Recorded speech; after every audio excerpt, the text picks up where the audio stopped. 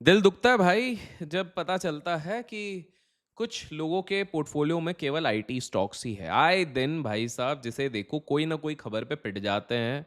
कभी एआई की खबर पे, कभी ट्रम्प की खबर पे, कभी ऐसे ही पिट जाते हैं। एक तरफ आज के दिन रिलायंस इंडस्ट्री की सबसे बड़ी एनुअल जनरल मीटिंग, जिसे कि हम एजीएम कहते हैं, देश के सबसे बड़े पब्लिक इशू की बात वहां पर हुई। रिलायंस जियो के आईपीओ के बारे में बात हुई और वहीं पर दूसरी तरफ आईटी सेक्टर में जो भयानक बिकवाली आई है भाई, पूरा मूड और मोमेंटम की बारह बजा दी। कहीं ना कहीं सेकंड हाफ में थोड़ी रिकवरी जरूर दिखी, लेकिन बहुत परेशान है आईटी सेक्टर वाले। तो आज के इस पर्टिकुलर वीडियो में हम थोड़ा सा संक्षेप में चर्चा करने की कोशिश करेंगे, बिकॉज देखिए, आप में से काफ़ी सारे लोग म्यूचुअल फंड्स भी होल्ड करते हैं। म्यूचुअल फंड्स में भी काफ़ी ज़्यादा श्रेय आईटी सेक्टर को जाता है। मतलब आप लोगों के फेवरेट फ्लेक्सी कैप फंड्स में जाओगे तो करीब करीब 9 से 13% का एलोकेशन केवल आईटी स्टॉक्स पे होता है। और अगर आप ब्लू चिप फंड्स में जाओगे वहां पर भी 12-13%। और अलग से काफ़ी सारे लोगों ने स्टॉक्स जैसे इन्फोसिस, टीसीएस, विप्रो, ये सब खरीद के रखे हैं। तो सब चर्चा करेंगे। लाइक का बटन दबा दीजिए। सबसे पहली बात करते हैं हम मार्केट की टॉप लाइन नंबर्स की, ताकि हमें समझ में आए कि डर और एक्साइटमेंट का माहौल कैसा था।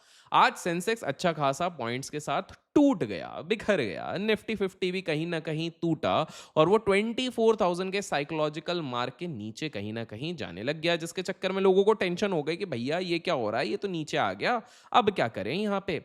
बट फिर मार्केट में जैसे तैसे करके उसने अपने आप को संभाला और 24,000 रुपए के ऊपर साइकोलॉजिकल लेवल के ऊपर बंद हुआ। What does it show? It shows कि कहीं ना कहीं मार्केट के जो धुरंधर हैं वो चाहते हैं कि बेस कहीं ना कहीं अब बन गया है, इसको किसी तरीके से अब रोका जाए। देखिए, अगर निफ्टी आईटी इंडेक्स की बात करें तो इंट्राडे लेवल पे ये 6% टूट गया था, लेकिन क्लोज होते होते ऑलमोस्ट 3.5% के आसपास रहा है। मार्केट बंद होते होते ये जो हरियाली आई, हरियाली तो मैं नहीं कहूंगा, बट थोड़ी सी जो राहत आई, उसने कहीं ना कहीं ट्रेडर्स और इन्वेस्टर्स को थोड़ा सा संभाल के रखा है। आज सबसे बड़ा सेल ऑफ अकेले आईटी में आया था और दूसरी तरफ सबकी नजरें थी मुकेश अंबानी जी पर, जो कि रिलायंस के 49th एजीएम में बहुत बड़े बड़े खुलासा कर रहे थे। रिलायंस का शेयर भी सुबह से फोकस में था और शेयर होल्डर की एक्सपेक्टेशन थी कि भाई ये तो बहुत भयंकर तरीके से भाग जाएगा। काफी सारे लोगों ने इसके कॉल ऑप्शन ले लिए थे, लेकिन क्लोज होते होते 1.4% नीचे बंद हुआ। अब मैं आप लोगों को बताता हूं पहले आईटी सेक्टर की हलचल। आखिर ऐसा क्यों हुआ कि इन्फोसिस जैसा स्टॉक, भाई साहब इसको मास्टर स्टॉक स्टॉक कहते थे एक समय पे, इन्फोसिस जैसा स्टॉक अगर 6.5-7% गिर जाता है, 8% गिर जाता है, 40,000 करोड़ उसके मार्केट वैल्यूएशन गायब हो जाती है, तो ऐसा क्यों है? इसके पीछे जो सबसे बड़ा ट्रिगर था वो है एक्सेंचर का guidance cut. Global IT giant Accenture ने जैसे ही अपने रेवेन्यू और अर्निंग गाइडेंस में कटौती की, तो पूरे टेक स्पेंडिंग के आउटलुक को लेकर जैसे उन्होंने अपना एक कॉशन दिखाया, वैसे ही इंडियन आईटी स्टॉक्स के होश उड़ गए। इंडियन आईटी कंपनीज जैसे कि Infosys, TCS, Wipro, HCL tech, एक बहुत बड़ा रेवेन्यू चंक इन लोगों का यूएस और यूरोपियन मार्केट से आता है। हमेशा याद रखिए, जो हमारी की टेक स्टॉक्स हैं, इनका मैक्सिमम रेवेन्यू यूएस और यूरोप से आता है, यूरोपियन क्लाइंट से आता है। और जब एक्सेंचर जैसी ग्लोबल जायंट, जिसके corporate clients tech discretionary spending बहुत ज्यादा है, वो अगर कॉशियस नोट पे रहता है, तो हमारी आईटी मेजर स्टॉक्स पे इंपैक्ट तो पड़ना था। इन्फोसिस के शेयर्स इसी के कारण डर के मारे 52 वीक लो टच करके आ गए। अब मैं आप लोगों को बता दूं कि आप लोगों के दिमाग में, जहनों में ये सवाल हो रहा होगा, क्या आईटी सेक्टर सच में अब खत्म हो गया या सिर्फ ये एक टेम्पररी सेंटिमेंट डैमेज है? अक्सर इसके बारे में बहुत डिबेट हो रही है। देखिए, मार्केट में अगर हम देखें तो आर्टिफिशियल इंटेलिजेंस का डर तो है, इसको हम डिनाई नहीं कर सकते कि एआई के आने से इंडियन आईटी कंपनीज का बिजनेस मॉडल कहीं ना कहीं थोड़ा सा हिला हुआ है। कोडिंग या सर्विसेज की जरूरत शायद ना पड़े, वो डर गए हैं, लेकिन वो डर थोड़ा ओवरडन है। यानी लोग जरूरत से ज्यादा डरने लग गए हैं। एआई खुद इंडियन आईटी कंपनीज के लिए एक बहुत बड़ी अपॉर्चुनिटी बन के उभर सकता है। बस आपको 3-4 साल वेट करने की आवश्यकता है। कैसे? देखिए, क्योंकि हर कंपनी को अपने लेगेसी सिस्टम्स को एआई रेडी बनाने के लिए इन्हीं आईटी सर्विस प्रोवाइडर्स की मदद लेनी पड़ेगी। लेकिन हाँ, नियर टर्म पर पेन परसिस्ट करेगा, इसके लिए भी आप तैयार हो। जब तक ग्लोबल मैक्रो इकोनॉमिक कंडीशन थोड़ी सी नाजुक नहीं हो जाती, सॉफ्ट नहीं हो जाती, हाई इंटरेस्ट रेट का असर कॉर्पोरेट कैपेक्स पे पड़ता रहेगा, तब तक टेक स्टॉक्स स्टॉक्स में ऐसी वोलेटिलिटी देखने को मिलेगी। तो सिंपल सा वर्डिक्ट है भाई, अगर आपके अंदर क्षमता है 3-4 साल होल्ड करने की तो ही आईटी सेक्टर में बनो, अदरवाइज टाटा बाय बाय, खत्म। आईटी कंपनीज के लिए अगले 2 क्वार्टर्स थोड़े से चैलेंजिंग रह सकते हैं, लेकिन लॉन्ग टर्म स्ट्रक्चरल स्टोरी अभी भी पूरी तरीके से इंटैक्ट है। इसलिए इस क्रैश को पैनिक सेलिंग की तरह देखने के बजाय अच्छे आईटी स्टॉक्स को नीचे के लेवल्स पे आप एक्यूमुलेट कर सकते हो, अगर आप एक लॉन्ग टर्म होराइजन वाले इन्वेस्टर हो। अब बात करते हैं रिलायंस इंडस्ट्रीज की, क्योंकि उसका एजीएम हुआ था। देखिए, मुकेश अंबानी जी ने आज वो ऐलान कर दिया जिसका पूरा इंडिया को, पूरे दुनिया का फाइनेंशियल मार्केट पिछले 2 साल से इंतजार कर रहा था। किस चीज का? रिलायंस जियो के आईपीओ का। रिलायंस जियो आ रहा है अपना आईपीओ लेकर, और मुकेश अंबानी जी ने साफ कर दिया है कि वो आज ही जियो का डीआरएचपी, जिसको ड्राफ्ट रेड हियरिंग प्रोस्पेक्टस कहते हैं, सेबी के पास फाइल करने जा रहे हैं। यह इंडिया के कॉर्पोरेट इतिहास का अब तक का सबसे बड़ा पब्लिक ऑफर होने वाला है। लेकिन इस आईपीओ की स्ट्रक्चर को समझना बहुत ज्यादा जरूरी है, और यही हमारे लिए बहुत ज्यादा इंपॉर्टेंट हो जाएगा अगर आप लोग इसको अच्छे से एनालाइज कर रहे हैं। जियो का जो आईपीओ आ रहा है उसमें एक बहुत ही इंटरेस्टिंग स्ट्रैटेजिक चीज देखने को मिल रही है। इस आईपीओ में सिर्फ फ्रेश इशू होगा और कोई भी ओएफएस यानी ऑफर फॉर सेल नहीं होगा। अब इसका मतलब क्या होता है, एक आम इंसान के लिए समझाता हूं। अभिषेक भाई हैं भाई, सब्सक्राइब कर लो, फॉलो कर लो। देखिए, इसका आसान भाषा में मतलब ये होता है, जब कोई कंपनी ओएफएस लेकर आती है तो वो मतलब होता है कि जो पुराने प्रमोटर्स होते हैं, जिनके पास शेयर्स होते हैं, जो एग्जिस्टिंग लार्ज इन्वेस्टर्स होते हैं, वो अपना हिस्सा बेचते हैं। ये ओएफएस का मतलब होता है वो पैसा निकाल रहे हैं, और वो पैसा सीधा उन प्रमोटर्स के जेब में जाता है, जिससे कि फिर वो अपना चॉपर खरीदेंगे, घर पे खर्चा करेंगे, ग्रोसरी खरीदेंगे, एवोकाडो खरीदेंगे। एवोकाडो टोस्ट आजकल बड़े लोगों में बहुत चल रहा है भाई साहब। घर पे आजकल हमारे इधर भी ऑलिव ऑयल और एवोकाडो आ रहा है, मेरे को थोड़ा बड़ा बड़ा फीलिंग आ रहा है। एनीवेज, लेकिन कंपनी जब फ्रेश इशू करती है, वो मैं समझा देता हूं। इसका मतलब नए शेयर्स क्रिएट हो रहे हैं, और आईपीओ से जो भी हजारों लाखों करोड़ों जो भी रुपया आएगा, वो पूरा का पूरा पैसा रिलायंस जियो के बिजनेस के अंदर जाएगा। इस पैसे का इस्तेमाल जियो अपने 5G network expansion, 6G research, data centres और नए टेक इंटीग्रेशन के लिए करेगा। ये इन्वेस्टर्स के लिए एक बहुत बड़ा पॉजिटिव सिग्नल है, क्योंकि इससे पता चलता है कि पेरेंट कंपनी रिलायंस इंडस्ट्रीज और मुकेश अंबानी जी को जियो के फ्यूचर ग्रोथ पे पूरी तरीके से भरोसा है, और वो अपना कोई स्टेक बेचकर कैश आउट नहीं करना चाहते, बल्कि बिजनेस को ग्रो करने के लिए फ्रेश कैपिटल इन्फ्यूज कर रहे हैं। इसके साथ ही इस आईपीओ में एक और बहुत ही दिलचस्प कॉर्पोरेट गवर्नेंस और सक्सेशन प्लानिंग का एंगल भी मुझे देखने को मिला है। बताता हूं क्या। मुकेश अंबानी जी ने ये साफ कर दिया है कि इस जियो आईपीओ की पूरी प्रोसेस को उनकी next generation, that is Akash Ambani जी, ईशा अंबानी जी और अनंत अंबानी जी लीड करेंगे। ये इस बात का क्लियर इंडिकेशन है कि रिलायंस में सक्सेशन प्लानिंग, यानी पीढ़ी दर पीढ़ी जो परिवर्तन होता है, वो स्मूथ तरीके से ट्रांजिशन के साथ चल रहा है।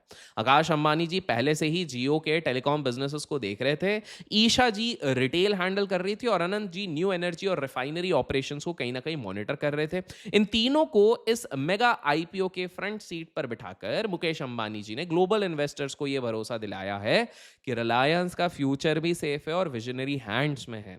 कहीं ना कहीं आगे की पीढ़ी अब तैयार हो गई है इसको लेने के लिए। वैसे कमेंट्स में आप बताइए, आपको लगता है कि ये जो आगे की पीढ़ी है ये सक्षम है इसको पूरी तरीके से मैनेज करने के लिए? आपकी राय कमेंट्स में जरूर बताएं। बाकी रिलायंस के फाइनेंशियल परफॉर्मेंस की अगर हम बात करें तो वो ग्लोबल हेडविंड्स, यानी पूरी दुनिया में चल रहे अधिकतर मंदी और जियोपॉलिटिक्स के तनाव के बावजूद रिलायंस ने strongest ever financial performance deliver किया। मुकेश अंबानी जी ने एजीएम में बताया कि उनका हर एक बिजनेस वर्टिकल, चाहे वो ऑयल टू केमिकल्स ओटीसी हो, रिटेल हो या टेलीकॉम हो, वो लगातार रिकॉर्ड प्रॉफिट जनरेट कर रहे हैं। इसके अलावा उन्होंने जामनगर से जुड़ी एक ऐसी खबर दी जिसने सबको चौंका दिया। अनंत अंबानी जी ने अनाउंसमेंट की कि रिलायंस जामनगर में दुनिया की पहली ऑटोनोमस रिफाइनरी बनाने जा रहे हैं वो लोग, जो एआई यानी आर्टिफिशियल इंटेलिजेंस से पूरी तरीके से ऑपरेट होगी। जामनगर का ये एआई लीप रिलायंस को ट्रेडिशनल एनर्जी प्लेयर से एक futuristic tech driven energy powerhouse में कन्वर्ट कर देगा। इमेजिन कीजिए एक बार के लिए कि एक ऐसी रिफाइनरी जहां प्रोडक्शन ऑप्टिमाइज्ड हो, सेफ हो, और आर्टिफिशियल इंटेलिजेंस मतलब एआई के जरिए कार्बन इमिशंस को कंट्रोल किया जा सके, जो एनवायरमेंट के लिए बहुत अच्छा हो। यह दिखाता है कि रिलायंस सिर्फ आज की नहीं बल्कि आने वाले 20, 30, 40 साल के बारे में सोच रहा है। अब अगर हम थोड़ा मैक्रो इकोनॉमिक और ग्लोबल फैक्टर्स पर नज़र डालें तो मार्केट के गिरने के पीछे सिर्फ आईटी और एक्सेंचर की बात नहीं थी, बल्कि कुछ ग्लोबल ट्रिगर्स भी आए थे। एक तरफ यूएस फेड चीफ जो केविन रॉश हैं, उनके हॉकिश स्टैंस और स्ट्रॉन्ग डॉलर इंडेक्स की वजह से ग्लोबल मार्केट्स में थोड़ा बहुत तनाव देखने को मिला। जब यूएस डॉलर मजबूत होता है और वहां के इंटरेस्ट रेट्स के जल्दी गिरने के चांसेस कम होते हैं, तो फॉरेन इंस्टीट्यूशनल इन्वेस्टर्स और FII इमर्जिंग मार्केट जैसे इंडिया से थोड़ा बहुत पैसा निकालना शुरू कर देते हैं। और इसी वजह से इस हफ्ते कमोडिटी मार्केट में भी बड़ी उथल पुथल दिखी। सिल्वर यानी चांदी की ही अगर मैं बात कर दूं, जिसके पीछे लोग फरवरी में तो पागल हो रहे थे, अकेला आपका भाई अभिषेक था, हर जगह रील शॉर्ट सब जगह बताया था कि भाई सतर्क रहो, लेकिन लोग सुनने की बात नहीं है। वो एक हफ्ते में लगभग 11-12% गिर चुका है। गोल्ड और सिल्वर दोनों ही सेल ऑफ के शिकार हो चुके हैं। क्यों हो गए? बिकॉज डॉलर इंडेक्स मजबूत हो रहा है। इसके अलावा जियोपॉलिटिकल फ्रंट पर भी थोड़ी चिंताएं हैं। ईरान और यूएस के बीच एक तनाव बढ़ा हुआ है और कहीं कहीं तनाव की खबरें आ रही हैं। क्रूड ऑयल प्राइसेस का फ्लक्चुएशन भी मार्केट को बार बार थोड़ा सा इरिटेट कर रहा है। लेकिन इस पूरे माहौल में एक असली खबर आई है जो इंडियन इक्विटी इंफ्रास्ट्रक्चर के लिए बहुत ही ज़्यादा बड़ी है।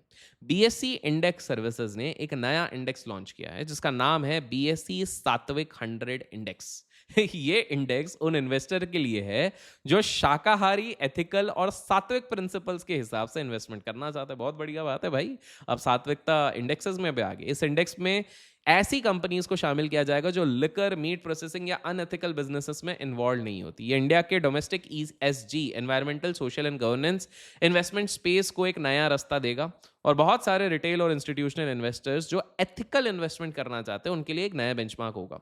लास्ट टाइम जब मैं सूरत में था तो मेरे को कुछ इन्वेस्टर्स मिले जो बोले कि भाई हम इस तरह के स्टॉक्स में नहीं इन्वेस्ट करते जो टोबैको और ये हो, तो उन लोगों के लिए एक अच्छा विकल्प है। यहाँ पर एक छोटी सी पर बहुत ही महत्वपूर्ण खबर भी मैं आपको बता दूं। इनकम टैक्स डिपार्टमेंट और ITAT, income tax appellate tribunal से भी एक खबर आ रही है जो टैक्स पेयर को जाननी चाहिए। एक केस सामने आया है जहां एक टैक्स पेयर ने अपने ITR में सिर्फ 6 लाख की इनकम दिखाई थी, लेकिन उसने किसी को 5 लाख रुपए के कैश लोन दे दिए थे। इनकम टैक्स डिपार्टमेंट ने इस पर सख्त एक्शन लेते हुए एक स्टीप टैक्स डिमांड निकाल दी, लेकिन ITAT ने इसमें इंटरवीन किया और रूल्स को क्लैरिफाई किया। इस इंसिडेंट से हमें यह सीख मिलती है कि आज के डिजिटल और ट्रांसपेरेंट जमाने में आपका हर एक फाइनेंशियल ट्रांजैक्शन, चाहे वो कैश में हो या बैंक में हो, टैक्स डिपार्टमेंट के रडार पर है। अपने इनकम और इन्वेस्टमेंट के बीच एक प्रॉपर बैलेंस और डॉक्यूमेंटेशन रखना बहुत जरूरी है, नहीं तो आप कहीं ना कहीं टैक्स डिमांड्स में फंस जाएंगे। अच्छा, अब एक थोड़ा सा टेक्निकल व्यू भी मैं आपको दे देता हूं जाने से पहले, क्योंकि काफी लोग पूछते हैं। देखो, सेंसेक्स 77,000 के नीचे जो गया वो मुझे अच्छा नहीं लग रहा, लेकिन निफ्टी का जो क्लोज है वो 24,000 के ऊपर है, विच इज गुड। लेकिन इसी के साथ जो आज एक्शन हुआ है ना, अगेन 100 डे मूविंग एवरेज के आसपास, टेक्निकल इंडिकेशन के आसपास हमारे इंडाइसेस आ गए हैं। मेरा ये मानना है कि जब तक इसको होल्ड करता है, आने वाले 1-2 दिन और देखते हैं, मतलब नेक्स्ट वीक में ही अब देखना है। अगर वो 1-2 दिन तक ये 24,000 को होल्ड करता है, तो जब तक हमको बहुत ही भयंकर नेगेटिव न्यूज ग्लोबल मार्केट से नहीं आती, तब तक आप मान लीजिए आईटी पे तो थोड़ा से डर के साया मंडराता रहेगा, लेकिन मार्केट कहीं ना कहीं थोड़ा सा स्टेबलाइज हो जाएगा। तो उस केस में जो लोग कैश कंजर्व कर रहे हैं किसी भी रीजन से, चाहे कि भाई हम कब इन्वेस्ट करें या फिर रिलायंस जियो आने के बाद जो मेगा IPO आएगा उसमें अप्लाई कर सके, जो भी है, वो जो कैश कंजर्व करके बैठे हैं, मेरे हिसाब से उन लोगों के लिए एक अच्छी अपॉर्चुनिटी आ जाएगी कि भाई चलो अब वापस हम यहाँ पर पैसा अपना लगा सकते हैं। सो मोटा मोटी मुझे at this point of time बहुत बड़ा रिस्क नहीं दिख रहा है मार्केट में। जो यूएस के तरफ से भी जो खबरें आ रही हैं वो कहीं ना कहीं अभी फिलहाल के लिए ठीक है। मार्केट ऑब्वियसली 4-5 दिन से अच्छा खासा बढ़ रहा था, तो थोड़ा बहुत सेल ऑफ आना, you should not be surprised, that's okay. Good part is कि कहीं ना कहीं हम जहां पर आज से कुछ हफ्ते पहले 22,000 के आसपास का लेवल छुए, वहां से हम बाउंस बैक करके 24,000 के आसपास आ रहे, which is another good thing. मेरा बस ये कहना है कि भाई अभी भी मैं आपको कह रहा हूं, अपने पोर्टफोलियो को डाइवर्सिफाई करो। लॉन्ग टर्म अगर इन्वेस्ट कर रहे हो तो पैनिक करने की जरूरत नहीं है। हाई क्वालिटी सेक्टर आपको अभी भी सस्ते में मिल रहे हैं, वहां पर अपना एलोकेशन जमाते रहो, आने वाले 3-4 साल में अच्छा पैसा बनेगा। आशा करता हूं आज के इस वीडियो से कुछ सीखने मिला तो लाइक और शेयर करना ना भूलें। Till then keep learning, keep growing, keep investing, keep trading.